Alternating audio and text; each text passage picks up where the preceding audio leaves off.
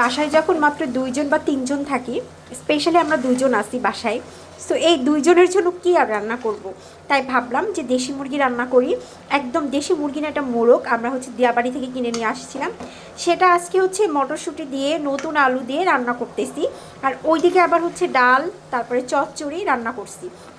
মেহেজাবিন আর নাফিসা চলে যাওয়ার পরে এই প্রথম কোনো ফ্রাইডেতে আমি 3 রকমের আইটেম রান্না করলাম।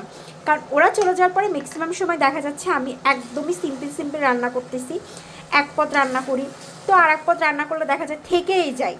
আসে না যে 1-2 জন বাসায় থাকলে না আসলে রান্না করতে ইচ্ছা করে না, মাঝে মাঝে মনে হয় বাইরে থেকে খাওয়া দাওয়া করে চলে আসি। যাই হোক, তারপরেও আজকে রান্না করতেছি। তো ভাবলাম যে যেহেতু ফ্রাইডে আরও বেশি মিসও করতেছি, ওদেরকে একটু রান্না বাড়া করি। তো নাফিসা আমাকে ফোন দিয়ে বলতেছে তুমি 2-3 রকমের রান্না করে খাও, দেখো তোমার ভালো লাগবে মনটা। তারপরে কি করা, তারপরে ভাবলাম যে একটু পেঁয়াজের কালি দিয়ে, টমেটো দিয়ে, বাটা মাছ দিয়ে চচ্চড়ি করি আর ডাউল রান্না করি। আর ডালটা অনেক সুন্দর করে রান্না করছি। আর এখন হচ্ছে চিকেনটা রান্না করতেছি। চিকেনটা রান্না করা হয়ে গেলেই চলে যাবো গোসল করতে। গোসল করে এসে নামাজ পড়ে দেন খাওয়া দাওয়া করবো।